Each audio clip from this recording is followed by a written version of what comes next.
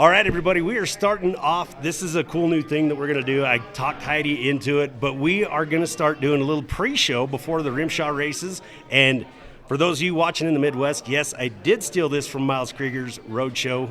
And thank you, Miles, for the great idea and getting to be able to promote the sport.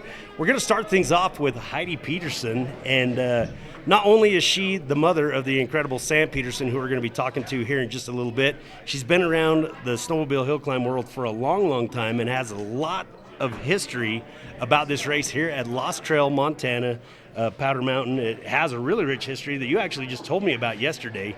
And kind of give us the beats on that a little bit. And I know we could write a book about it, but really quickly, just let everybody watching know how much history this race has. Well, first of all, we couldn't have done this without Scott and Judy Grasser. Their family's been hosting this for quite a few years. And it's evolved from a search and rescue event about 20 years ago, and it was a hill cross. It had several different versions. And when David Shepard was killed in an avalanche, it became a fundraiser for his 3 children he left behind. And so we ended up starting a scholarship at the University of Montana Western in Dillon, Montana, and it's a fully endowed scholarship. We give a $500 scholarship every year. That is impressive. To a student at Beaver County High School. And, it's been a lot of fun, how it's evolved. It started out the Beaver County Search and Rescue, and then became a RMSHA race, which was a Mountain States. Mountain States, which I had heard about, but until you explained to me what it was. Now, was that a predecessor to RMSHA, or was that going at the same time? It was going at the same time. Okay. It was just here in Montana. We hosted a race with RMSHA for 2 years. Oh, wow. And Keith Curtis started racing at RMSHA. That's amazing. And when they no longer wanted to, they closed the sanction organization. We didn't know what we were going to do, and we got a call from RMSHA, and they wanted us to have a race up here. So we said, heck yeah, and we're that's going to do it. Great. And we've been coming here, I think this is my 4th year here. Yeah. Maybe. But there's a little bit of a gap between those races. Prior to that, I think 2017 was it? I think that was the first race. We should have reviewed our notes before we started this, but yeah, that's all in all, right. yeah. So is that the first RMSHA race that was here? Was RMSHA racing here prior to? RMSHA was racing prior to that. Okay, but here there was 4 years we didn't have the race. Okay, that's what I was. And then, for lack of snow, we decided to resurrect it. Grassers agreed to have us back, and we've been here ever since. And it's amazing. This event has really grown. The spectators here, it's probably one of the biggest events, I would say, in this area. And we're going to be doing the live feed tomorrow, but since the race has been back, it's been televised twice. It's grown a lot, and a lot of that has to do with UNMD. You're also board members of the Rocky Mountain States Hill Climb Association. I almost left that out of your resume there. But you two put a lot of miles in, a lot of work, not only for just this race, but for RMSHA in general. And honestly, you've pushed this ability to be able to do the live feed so the entire world can hear it. And just so everybody at home's listening, our reach was 85,000 people watching this race. Well, that exceeded our expectations, definitely, for our first year of live stream. And so we're just excited about the direction we're taking this organization, and we've always enjoyed doing what we're doing, and we're going to continue to do it. So. Absolutely.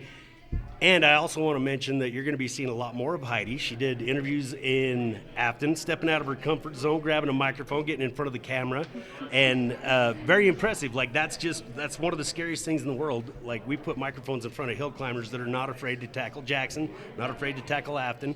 They'll do all of this really brave stuff, and you put a microphone in their face and they get all scared. Well, we want our audience to know a little bit more about our racers. For sure. That they're ordinary people and know what they, what they do for their livelihood, and it's pretty exciting.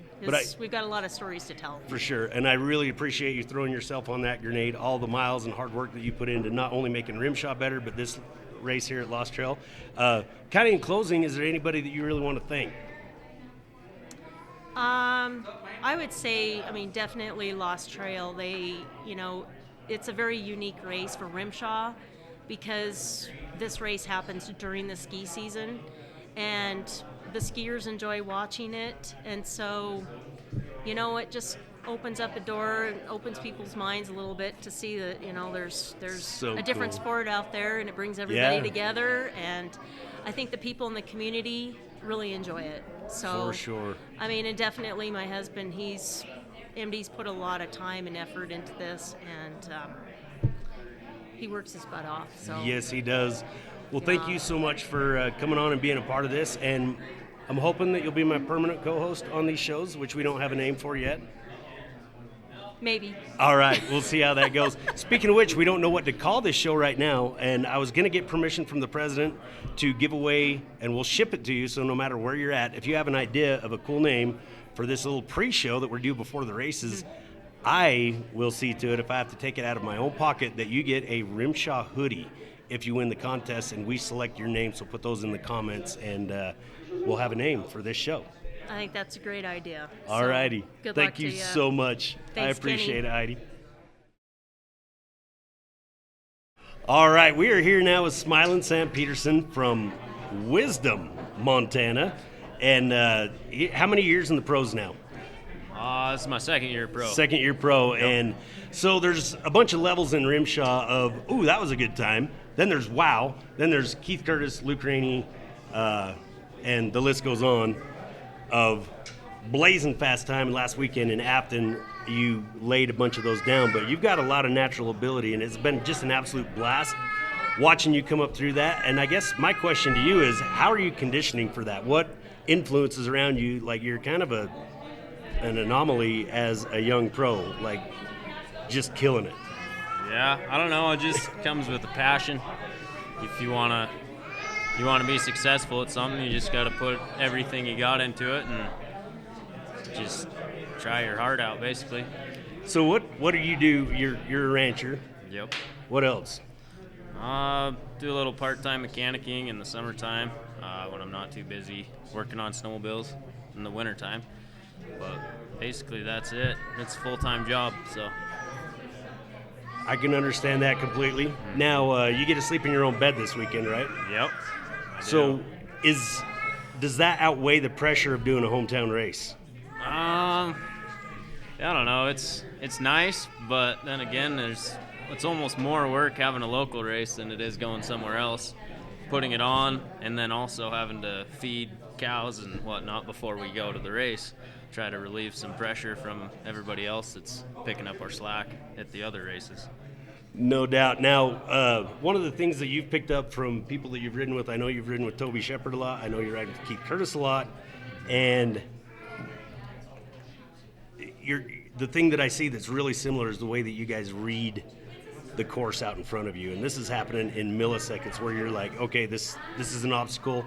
And I think that a lot of the people don't understand that 3 sleds go up and it can change that course dramatically. Will you let us into their secrets that they taught you, and what is Sam's own concoction? I don't know. A lot of people can see the same lines. It's just a matter of being able to execute, and you just kind of got to fully commit to it. A lot of people are afraid of messing up, and, I've made mistakes. Everybody has, Keith, Toby, and you just got to decide what you're going to do and execute it, and don't second guess yourself. And that's probably the best way, I suppose. Fantastic. You just released all their secrets right out here. Yeah. Did they tell you that, or you came up with that? No, they don't tell me anything. I love it. Way to go, Toby.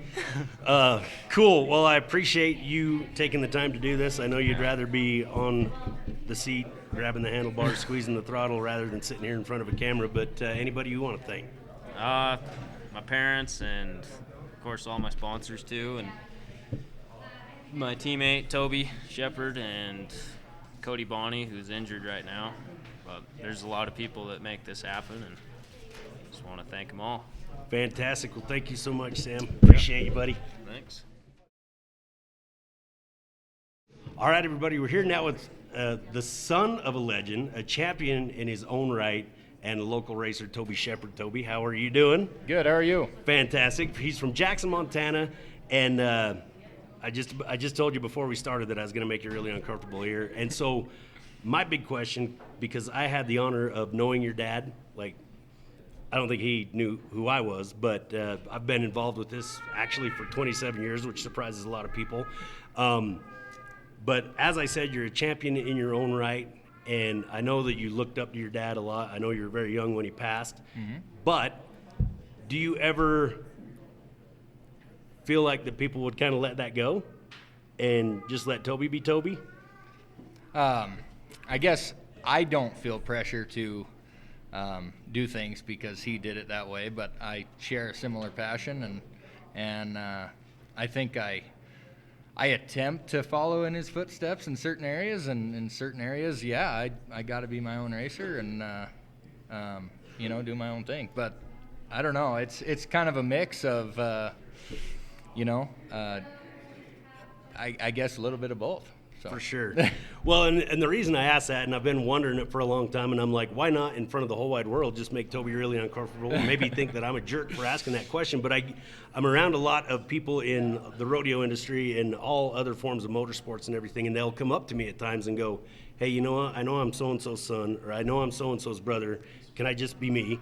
And it's one of those things that I often wonder, like, is that something that it's great, but obviously he passed when you were very young, and nobody in this sport is born with just pure natural talent. Every single bit of it is earned. Everything, you have to go out, you have to put on the miles in the backcountry, you have to spend time in the shop and do all that kind of stuff. And I was just wondering if that ever, not that it becomes a point of contention or anything like that, but your dad was very much a legend, and in fact a cornerstone of this sport, like one of the first ones ever, and everything. But I would just like to say that you have done him very proud, and from what I know of him and everything, that he just would be very, very proud, and it's always an honor for me to be able to call you the son of the legend when you go up. But you're a legend in your own right, and I think that every bit of that is earned. Yes. So. Yeah, I appreciate that. I mean, everything around that. I mean, since he passed, what kid doesn't want to be like their dad? I mean, he was my hero in many ways, but it created this, drive to do what he did, but at the same time, it made everything a little bit harder. But I'm happy to be able to have to do all those things and learn the things. And one of the things when we first got started, and I had no idea what I was doing, I pulled up to Afton, had no idea. I didn't even think a snowmobile could climb that. I mean, I was throwing a curveball when I first got going. But Darren helped me a lot. Darren Gould, our Polaris rep. Yeah. Yep, which is the Polaris race coordinator, and started being able to ride with Keith was a bonus as well. So I'll bet. But no, I'm still learning things that I might have taken for granted. Had Dad been around to just babysit it. But I'm happy where I'm at, and but. He's always in the back of my mind as well. That's awesome. That's kind of what I was trying to get at and what I wanted to hear. But that being said, so let's talk about, being as you brought up Afton, that hill has a lot of challenges, a lot of stumps, a lot of dirt, a lot of rocks. Here we have a lot of deep snow. Will you explain to everybody what the challenge is? Because this is a challenging hill. It looks beautiful from the bottom. Very challenging hill here this weekend, but what are the big differences between that and Jackson, the technical parts of what you're going to have to negotiate here? Absolutely. So, I mean, Afton is, one of the disadvantages to some of the early races is that they're not on ski areas, and you get down to the dirt and rocks, and it adds a lot of technicality to it, but it's also, sometimes you can't really plan for it, and it just catches you, and sometimes you get a bad break. But the nice part about having snow is you have a lot more confidence going into certain spots. But this hill is steep. We, as trenches get deep, that adds technicality to it. And there's jumps and corners at the bottom. I mean, when everyone's pushing to be the fastest, anything can happen. So I mean, but as far as the most technical thing or the most challenging thing at LostTrail, it's just the snow in itself is when it gets trenched out, and you have to choose what line you're going to take and how you want to get through it. So fantastic. Well, we'll be rooting for you tomorrow. Is there anybody you'd like to thank? Yeah, I I mean, I have to thank my family and my wife, and I have a young 10-month-old, and so they're putting up with racing, and so I can't say thank enough for that, and sponsors as well. So. Fantastic. Well, thank you so much, Toby, and it's been an honor for me to be able to sit down and talk to you like this. All right. Well, thank you. We're here now with Riley Sprunger, and I just said it. I'm going to say it again. I am his biggest fan. I got to watch his progression through the pros. He's from Butte, Montana, an outstanding racer. And Riley, it's super good to have you here. Thanks, Ken. And you got to get closer to the microphone. I know you think it's going to hurt you, but it won't. I promise. I don't know. I'm awfully camera shy. So you've got a day job, right? Got a day job. Well, at least in the summer months. I usually fire up around May and finish up in November and say it's time to go snowmobiling for the year. Had love enough real work. Fantastic. You ride Polaris, and again, I was just saying that it was really fun. You were one of the first ones that I got to watch and start following, and really impressed with your riding style. And that very first year, I ran into your mom in the hotel in Afton, and I asked, I was like, your son's racing here. She goes, yeah, Riley Sprunger, and I'm like, I'm a huge fan. And I hadn't even met you yet, really. Yeah. And this is one of the reasons for this show is because I, for the first year, did not know what anybody looked like without their helmet on. And so, but Riley, just watching your style, watching how much natural talent you had, always in the top end in the semi-pros. Now, what did we just say? Fourth season here in the pro in class, the pros. Yeah. And knocking it out in the top 5, qualifying really strong with guys that honestly have been doing this for a lot of years and really just knocking it out of the park. What do you attribute that to? I got to credit a lot of, especially my early success, to Toby Shepard, above all. I came into this sport with no idea what, I didn't know you had to put screws in tracks or revalve suspension. I had no idea what I was getting into when I started into this, and I knew Toby was from Jackson, so it was literally just messaged him on Facebook, asked if he wanted to go ride. Yeah. I think cool. I was 19, and he took me under his wing, and he laid it out black and white. He said, you need this, this, this, and this, or don't show up for the first race. Holy cow. So it was game on from then, and I remember looking at a brand new track and my dad looking at it too, going, we're going to cut this? We're going to cut it and screw it. I mean, this is what we're here for. This is the funny part. So this is where I have to take a little bit of a step back because we got a lot of people from the Midwest, and I'm talking about the southern Midwest, that are probably going to be watching this that have no idea what we just talked about, the cutting and the screwing of the track. They've got their own language, but with that, so we're talking about taking a track that's very expensive, the part of the snowmobile that propels it, and we're going to trim it. Yeah, we're going to cut, most of our tracks come about 2.5 inches tall, and we're going to trim them down to around 2 inches, and we're going to put ball milled head traction screws into the lugs, makes them a little stiffer, gives a real hard edge to bite on in the ice and, rock, things like that. And like I said, it was completely foreign to me as well. I had no idea that was something I'd ever even consider doing. I looked at torn lugs in the past going, oh man, I need a new track, and now I'm like, now I'm gonna cut them up. Keep it. That is super cool. So that being said, so you actually team raced with Toby and Sam, and for quite a while. Cody Bonney led us into this a little while ago that you had a great opportunity that came up last year.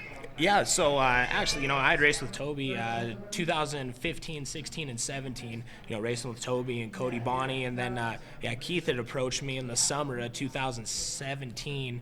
He said he was kind of looking for somebody to do a little mechanic work for him and travel and ride. And I mean, I just couldn't pass up the opportunity. It was absolutely. I quit my actual day job as a mechanic and went seasonal work and just kind of like, we're going to go for broke on this. Well, let's elaborate on that just a little bit. So, do you want to talk about early last season where you wound up right before the first race with Keith Curtis? Yeah. So actually, and I'm a landscaper by trade in the summer, and I remember I was rolling sod out, and Keith calls me up and says, "What are you doing?" I says, "Just rolling sod. What's going on?" He says, "I got something that sounds way better than rolling sod. How do you feel about going to Russia?" I said, "I'm in." Game on. And from there it snowed. I couldn't believe how fast it snowballed. People from Polaris Russia were in contact with me within the hour. Oh my goodness. You need to get the ball rolling on your visa. Do you have your passport? All the logistics of it. And then it came down to going. He's like, nope, sleds are there. We just bring our gear and show up. And holy cow! It was crazy. The travel experience. We traveled almost 48 hours one way. Oh my just goodness. to get there, but worth every minute. I'll bet. Now, so what was did you guys put on kind of a clinic there, backcountry clinic, or what Yep. exactly was going on with that? So it was a little bit of a backcountry clinic. The first couple days of the event that they hosted was just their big kickoff to winter. So we were taking out, massive groups. I think 12 to 20 riders in a Really? group. Yeah, and like 4 groups a day.